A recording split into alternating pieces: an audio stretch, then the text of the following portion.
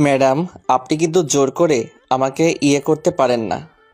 কেন, আমার কি সেই অধিকার নেই নাকি? আর আমি এখন তোমার স্ত্রী, তাই এখন যাই করি সেটা আমার ইচ্ছে। দেখেন ম্যাডাম, এটা কিন্তু অন্যায়। কিসের অন্যায়? আমরা না স্বামী স্ত্রী?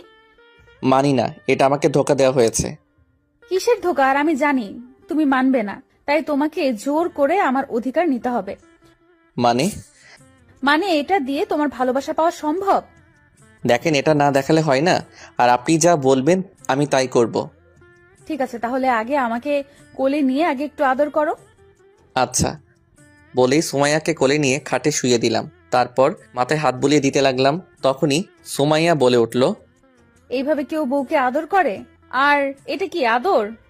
তাহলে কিভাবে আদর করে? মাথাটা নামাও, তাহলেই আমি দেখিয়ে দেব কিভাবে আদর করে। ঠিক আছে।